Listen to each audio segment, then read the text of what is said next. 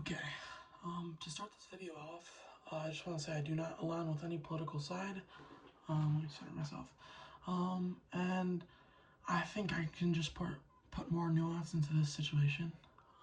This video is 2 months old, but I still think it's important to address stuff like this, especially when I feel like there is some inconsistencies and like bit of accusations, you could say. To begin, and this is, of course, Antonio Talks video called "The Truth About the Italian Mafia." And we'll get deeper into the things. We'll just start off by Antonio claims his claims in his first half of the video. He claimed that the mafia is glorified because they were white and they wore suits, which made them seem less thuggish. And he made a comparison between them and like the Bloods and the Crips. To begin, of course, a lot of people, when I went into the video's comment section, a lot of people were having debates, you could say, about the whiteness of Italians, and Italians are European. I mean, I don't, like, you could argue maybe people from Sicily aren't to a degree, but they still are. They just have a fraction of North African blood, but, they are European. The thing was, though, and I think a lot of people don't really do their research or they don't put nuance into the situation, because for practically every non-English person going to even the Scots, like everybody who wasn't English going to America, you weren't looked on as like truly, like you weren't truly there. You were white. I mean, that's definitely known. I mean, technically Italians, I'm pretty sure they weren't considered white when they first came, or they like were, but didn't quite count, but they are white. I'm just kidding. It's a foundational belief I have. Europeans are white. So they were European. But more specifically, there's definitely a hierarchy. So, and you can even say this, one of the things I think about is Eastern Europeans weren't like white enough, even though like at face value their skin is very, very pale, very white. They weren't considered white or truly like Western Europeans were superior in a sense. Like Hitler believed that. Eastern Europeans weren't Aryan, and Hitler also talked about how Italians, like he liked the northern Italians more than the southern ones in the middle. Like from Rome on down, he didn't really like them. And I mean, that's just another point to say that they weren't considered super white. But anyways, to get back to the topic, they weren't, they were white. So no matter what people say, they are white. They were white in a sense, but there's also a hierarchy to whiteness at that time, and I bet Antonio might agree to this. It's English, and then you go through Germans maybe, and then you get down to like Italians and Irish were very looked down upon when they first came. And I think it's very similar to now with the Latin American immigrants. And I think that's a whole different thing. I disagree with how it's being handled. But I think it's you could say it's very similar how like they looked upon Italians and Irish because like you could say they were inferior, if you want to say. Also, one of the biggest points I want to make is at that time, like that type of immigration, there was definitely race. There was definitely racism. I'm not ignoring that at all. But I'm saying it was also about culture. Irish people might look super similar to English people, but it was about the Irish culture. They spoke a different language. They had different customs. So, of course, you might think somebody from another country's customs are inferior. And that's what the English had. And of course, I don't want to shame anybody who's English because that's not your fault. Like, you didn't commit that. That's why I don't necessarily, I'm not actually, well, that's off topic. Yeah, and then going into the suits. So, one of the bigger points he had in the first half was talking about the suits, and his comments talked about that too, saying like they wore suits to look like the real criminals, which I think, of course,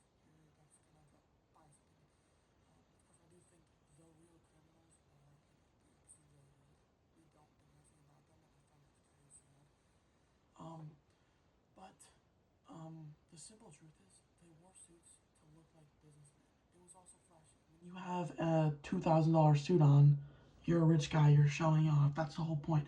The mafia like to show off. That's why they are. That's a part of why they're glorified.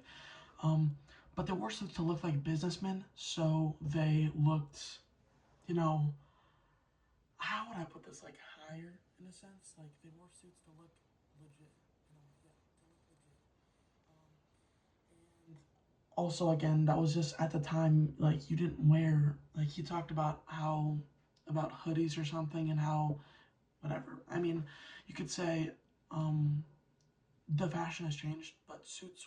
People wore suits back in the day. Like they wore suits to work. You don't wear suits to work now. So it's very different. It's hard to make that like connection between then and the modern day. But yeah, of course they wanted to be legit. All the mafia bosses and even the people in the mafia, they were businessmen. That's what they would go by. They would say they were businessmen. Some of them had legit businesses, but they also, extorted people and stuff like that. So I mean, there's always a counter to that. But of course, just because they wore suits doesn't mean that like that's not why they were. I mean, it's a part of why they were glorified, but it's not like the big point he made and his comments made. I mean, also on the whiteness, as I was previously saying, they weren't looked as white. So even when they were doing crime, it's not because they're not glorified because they're white. They were glorified because they were organized. They had a way of doing things. They could put a hit on you, and you would be dead by the next morning. And it's much more, like the people who did these hits, they got, caught less. Like people would get gunned down, and it would be harder to get them because they had a way of doing things. And also, yeah, it was just a flashy life. I would say, especially now, I think gang violence gets glorified. And that's like in rap and stuff like that. There's movies about gangs and stuff. Um, and I listen to rap. I'd be lying to you if I didn't. Do I necessarily want to gangbang? No, I don't want to do that. But I guess you are a product of your environment, so that's why people do that. But I think that is getting glorified, and it's getting more glorified now than it was 30 years ago. So I don't see how. If you're asking me, this is a bit aggressive, but I would say it's kind of hypocritical that nowadays, I mean, it's easy to tell. Like, there's people who aren't from the hood or like poorer areas um, that are wanting to be a thug or a gang member or whatever you want to call that life. So I think like that doesn't happen if it's not getting glorified. So I know he talks about how the mob was glorified, and it shouldn't be glorified. It's very interesting, and people should learn about it because history is super important. But yeah, I don't think like if we're putting it on a standard here, it was the mob was glorified for quite a while. They had movies in the 70s, 80s, 90s, and maybe 2000s. I don't really know. And but like now, you know that street gang life is getting glorified more in music and stuff like that. So I do find it hypocritical because how is that getting glorified even though the people who are creating that are majority black? So like yeah, just saying that's hypocritical. Hypocritical is what I'm trying to get at. The middle part. This is what made me most upset. This was a different guy, a guy in a pink shirt. I don't know. Antonio said he agreed with him, but like I couldn't say this wasn't directly from Antonio. Um, but this guy in the middle of the video talks about how everybody, or more specifically Italians, held black people down or oppressed them. Just to start off, that very well may be true. I didn't live back then. It would be harder to know, of course. I think misinput. I think I think there were probably racist Italians too. I know at least this. I guess I seem a little biased because I am Italian. I would consider myself a matto. I'm not like Italian. I'm like a quarter Italian or less, slightly less than a quarter. But like my great grandmother couldn't go into white bathrooms sometimes. She would get accused and stuff of not being white enough, stuff like that. She's still white though. I'm not saying we struggled the same thing. Black people struggled way more, but I don't think you can necessarily say that like Italians as an ethnic group oppressed black people. Now getting to his actual points, he generalized and said that Italians were the people selling drugs in the streets, heroin and such. That is racial profiling first, and I disagree with racial profiling on a mass scale. I think it's wrong for black people. I don't racial profile, um, and I don't think most people do. I might be wrong. I don't know the answers. I'm not black, so I couldn't see it with my own eyes. Um, but that is a generalization, and I think also that's hypocritical because you talk about racial profiling against black people, but you can do the same against other ethnic groups. That just doesn't seem right to me. You have to hold it across the same board. Um, but they said that Italians sold drugs. That very well may be true. Very well may be true.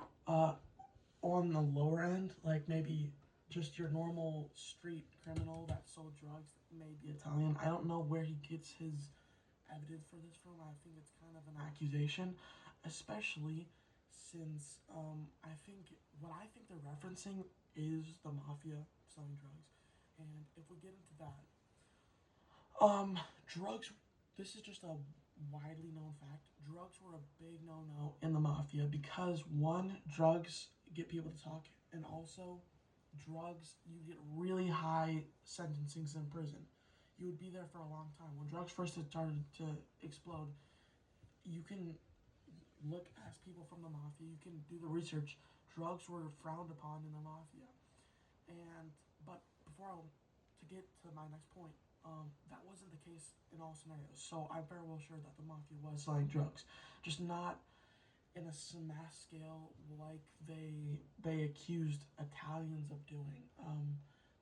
The biggest people were Vito Genovese and Carmine Galante. Vito Genovese, or Genovese, however you want to say it, he was well known. He's well known if you do any research on the mafia for being one of the first major drug sellers. Not major, that wasn't his whole scheme, but he did sell drugs. He kind of broke the rules, but none of the other four bosses in the five families did anything about it. Um, and the commission didn't do anything about it.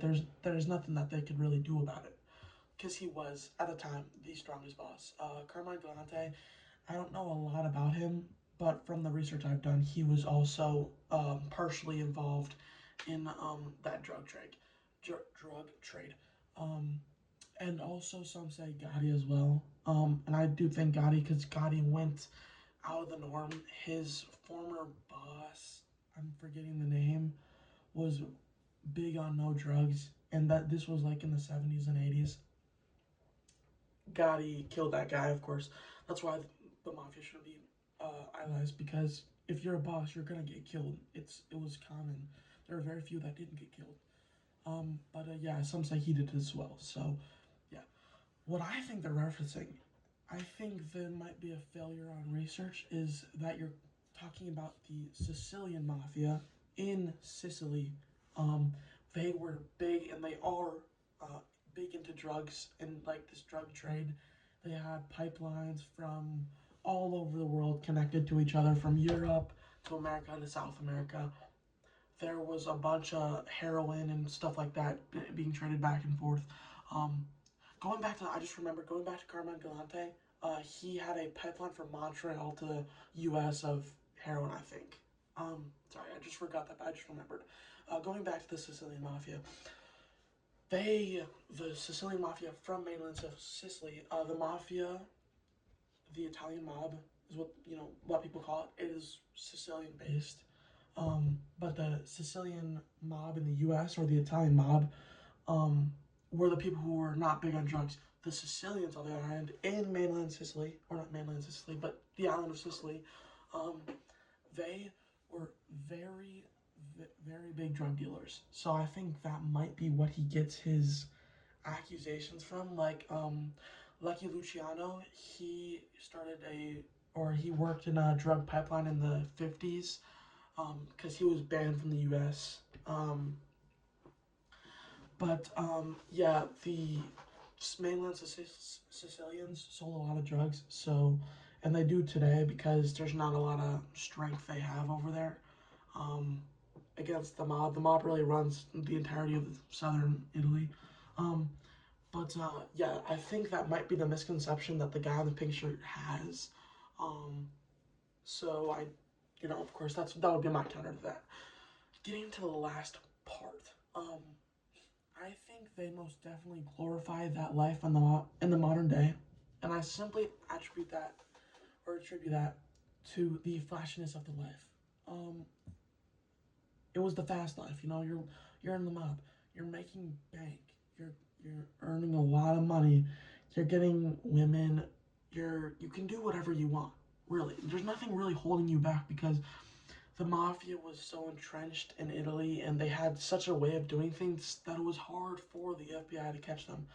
Um, the guy in the pink shirt says that and Antonio does as well, that the FBI just let it slide because they're white. That's just not true. That's just flat out false. Multiple times they went to jail. I know there's multiple mob bosses that went to jail. I mean, that's just a terrible claim. Al Capone went to jail. Um, there were a bunch of mob bosses that went to jail. There were a bunch of people that went to jail. The life wasn't. It's seen as good, but it ends quickly. You can get killed by other people. You can go to jail. Especially like the bosses. The bosses died a lot. It was a dangerous job. If you upset somebody, they could put a hit on you and you could die. There was one guy who died in a barbershop, a huge bloody mess. And they accused Joe Gallo, Crazy Joe. Um, but many associates and capos were thrown in jail for committing the initial crimes. So even when you were in the lower part, you still were risking your freedom, and you could still be killed. Um, uh, and specifically, one of the things that I think is why the Italian mob in that life was glorified was because it was organized crime. I think you have to distinct. There's a distinction between street gangs, Crips and Bloods, and the mafia.